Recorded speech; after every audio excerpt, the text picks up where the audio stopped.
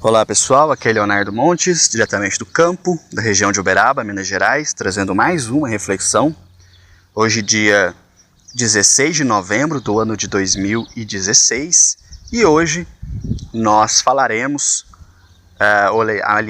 vamos dar sequência nessa série de reflexões sobre médiuns que faliram. E da outra vez vocês ouviram a história do meu amigo que acabou obsediado pelo fanatismo. E hoje eu vou contar para vocês a história de um médium que caiu pelo dinheiro. Bom, eu conheci um rapaz que tão logo descobriu-se que tinha mediunidade, ele descobriu que ele também era um médium inconsciente. Nós já conversamos em várias reflexões que a mediunidade inconsciente ela existe, mas ela é proporcionalmente mais rara, mas ela não deixou de existir. E esse rapaz começou seu desenvolvimento dentro de um centro espírita, e logo estava incorporando inconscientemente. Se você tem algum conhecimento em mediunidade, você já deve ter percebido que os médiuns inconscientes chamam mais atenção do que os médiuns conscientes.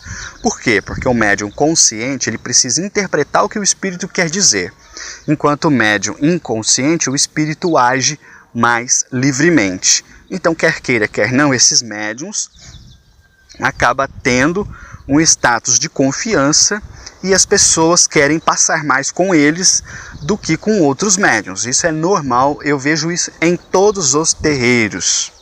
E até deixo aqui um parênteses, que assim, eu até entendo a necessidade das pessoas, mas eu acho muito feio quando eu vou num terreiro em que as pessoas ficam escolhendo o médium para passar.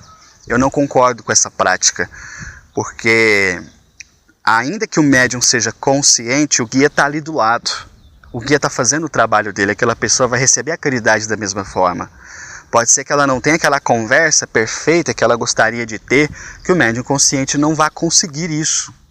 Apesar de, se o médium estiver bem concentrado, ele faz um trabalho como o médium inconsciente também. Mas a maioria sempre vacila um pouco, sempre treme um pouco na hora, então a comunicação fica realmente um pouco prejudicada. Mas eu acho muito feio esses terreiros onde você pode ficar escolhendo os guias que você quer passar, e aí às vezes você vê uma fila. Isso aconteceu, recentemente eu fui visitar uma casa grande até, e chegando lá, assim, a gente chegou bem atrasado, já quase para começar, então a gente ficou bem no fundo. Quando chegou a nossa vez, a gente entrou na fila e tinha uma segunda fila, de umas 10 pessoas na segunda fila, que era para passar com um médium específico. Aquelas pessoas então saíam da fila, formavam uma outra fila só para ser atendida por aquele médium. E aí os outros médiums já tinham, as entidades já tinham atendido tudo, já estava desincorporando, outras ali paradas, esperando, e é aquele tanto de gente só para passar com um médium. Então eu acho muito feio isso, muito deselegante. Mas enfim, então o médium ele acaba tendo um destaque. Muito bem. E aí ele foi para o terreiro de Umbanda, começou a trabalhar na Umbanda, desenvolveu, tudo bonitinho, e começou a trabalhar. Nesse processo, as pessoas viram que ele era inconsciente, rapidinho a coisa começou a fluir, então ele começou a ganhar uma certa fama e as pessoas começaram a procurá-lo em casa. E aí, eu já vi esse discurso várias vezes na internet, e quem já passou por isso ou faz isso, presta muita atenção nessa história. As pessoas começaram a procurá-lo em casa. Então batiam na casa dele e falavam: ó, fulano, estou precisando de uma palavra amiga e tal. E naquele momento de empolgação, de boa vontade, ele, não, tudo bem, então entra, vamos chamar os guias e tal. E aí chamava os guias vinham, atendia a pessoa saía satisfeita. Só que com o passar do tempo, isso começou a se tornar mais frequente, começou a virar um incômodo. Então ele pegou e falou assim: quer saber? Eu vou falar que eu cobro, porque aí essas pessoas não vêm mais aqui encher o saco e vai procurar só o terreiro. Muito bem, quando ele falou que ele cobrava, as pessoas falaram: não tem problema, eu pago. E aí começou a sua derrocada. Porque aí ele aceitava esse dinheiro e as pessoas continuavam a vir. Passou-se um tempo, as pessoas o procuravam tanto em casa que ele parou de trabalhar no terreiro, ele ficava só atendendo em casa. Logo, logo, a mediunidade se tornou a sua segunda fonte de renda, ao lado do serviço profissional. E pouco tempo depois, ele percebeu que ele era mais rentável do que o serviço profissional. Então ele largou o serviço para atender exclusivamente em casa. A mediunidade então passou a ser a sua principal fonte de renda. E vamos ser sinceros, quem é que não quer uma coisa mole dessa, né? Ainda mais se você for médium inconsciente. Você vai lá, você acorda, você faz o resguardo, toma seu banho de ervas, canta os pontos, o guia vem, você não vê nada. Quando o guia vai embora, acabou o trabalho, você pode seguir sua vida. E ainda ganhar dinheiro com isso, né? Só que é errado. E aí os guias falaram para ele, olha, o que você está fazendo é errado. Mas a paciência dos guias, às vezes, atinge níveis extraordinários. E o guia tenta uma vez, tenta duas, tenta três, tenta quatro, tenta 5, tenta 10 vezes. E o médium insiste naquele erro, mas chega uma hora que não dá mais. Chega uma hora em que o guia já não pode mais tolerar o desvio que o médium está fazendo. E aí o que eles fizeram? Trancaram a sua mediunidade. Perder a mediunidade, às vezes eu escuto as pessoas falando isso, não existe. A mediunidade ela é sua. E se você estiver fazendo coisas erradas e tiver muito mérito espiritual, o máximo que vai te acontecer é que ela vai ser trancada. Ou seja, você vai parar de sentir as coisas. De repente esse médium já não recebia mais nada.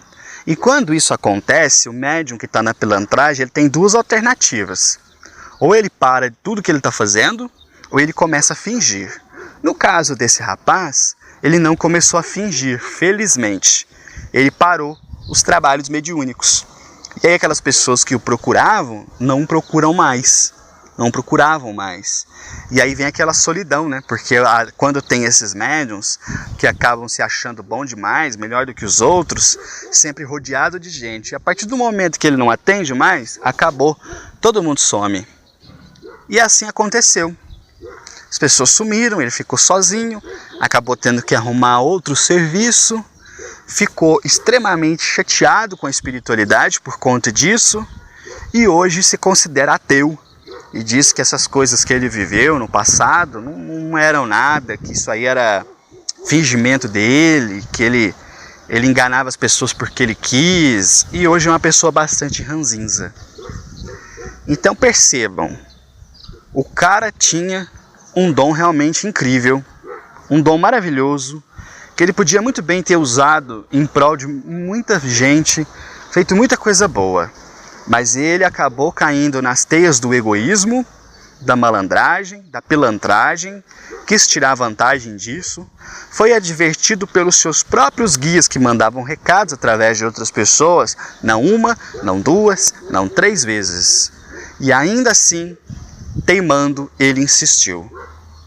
No caso dele, como ele tinha algum crédito espiritual a seu favor, a espiritualidade veio e fez o fechamento da sua coroa, que é uma espécie de vamos chamar assim, como se fosse uma bolha fluídica no cérebro dele que o impede de ter contato mediúnico. E aí a pessoa tem aquela sensação de que ela perdeu a mediunidade. E momentaneamente até que perdeu, mas não definitivamente. Mas e quando a pessoa não tem esse mérito a seu favor?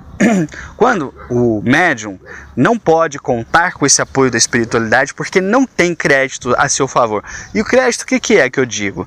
Quer dizer que ele fez coisas boas durante a vida, fez coisas boas na vida passada, então ele tem um resguardo espiritual, mas às vezes o médium não tem. E aí o que acontece? A espiritualidade, então, que o assiste afasta e assumem os obsessores.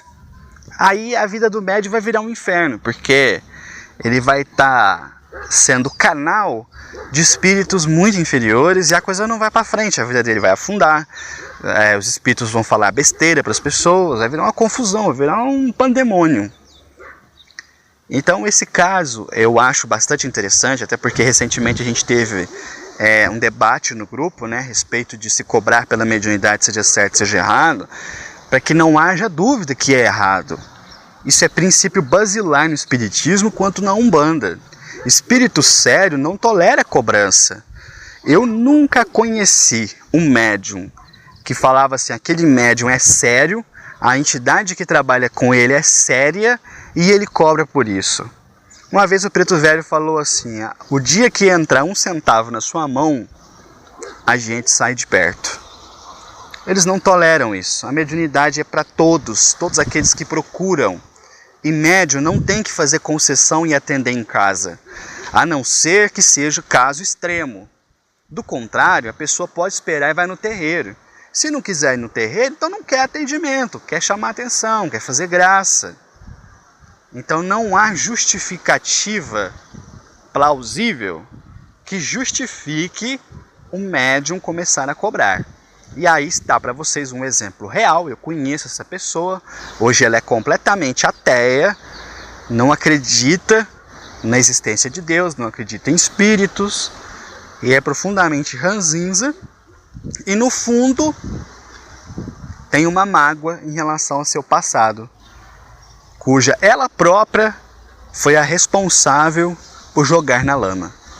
Vou parando por aqui. Se você quiser mais informações, acessa mediumdeumbanda.com, e se quiser falar comigo, manda um e-mail para leonardo@mediumdeumbanda.com, ok? Um abraço a todos.